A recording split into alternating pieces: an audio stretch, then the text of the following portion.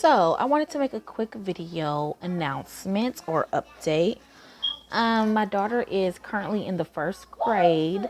She was homeschooled for most of kindergarten, and she's being homeschooled now for first grade. So what I've been doing this weekend is making a curriculum, or trying to tackle making a curriculum. So I don't really know what I'm doing. I'm pretty much just getting my ideas from YouTube and Pinterest, Google, things like that. Like, I'm trying to research as much as I can just to really understand what she needs to know. So I basically understand what she needs to know. I get the gist. But it's not so much what she needs to know but how to teach her what she needs to know.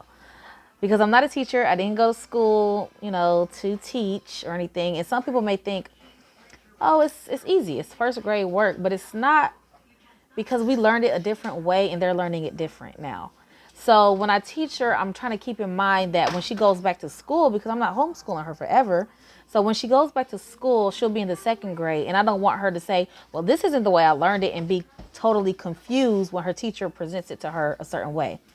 So now that's really what I'm actually trying to learn how to teach. It's not necessarily like you don't know the material. Of course, I know what 4 plus 4 is, okay? But it's about how to relay that message to her. You understand? So that's what I've been doing. Everything that she knows, I've taught. So, no other teachers, no other tutors, no other parent. It's just me. Nobody else is teaching her. So when she learns something, for example, so I got the Cat in the Hat, which is literally right here. Didn't know. So I got the Cat in the Hat, good book. And it's full of sight words and words that a first grader should pretty much know. And in the beginning of the year, she couldn't read the first page. Like, she could read some of the words. Let me read you the first page. It says, "The sun did not shine. It was too wet to play, so we sat in the house all that cold, cold, wet day." Basic words, but she didn't really, she couldn't get through it. The other day, she got to page 7. And she read almost every word. She probably needed help with like 1 or 2 words, But she got to page 7 and she didn't go any further because that was just the end of it. She didn't want to do it no more. So it's not that she didn't know, that she was struggling. So, even though sometimes I feel like I'm not teaching her enough, or I feel like she's not where she's supposed to be, I still have to take those as wins.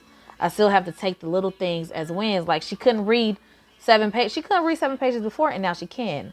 And that's because of me. That's because I'm teaching her. So even though I feel like I'm slacking sometimes, I know that I'm doing all that I can. And now I'm back at work. So I'm trying to really incorporate a more organized planning and format to teaching her, because when I come home, I'm tired.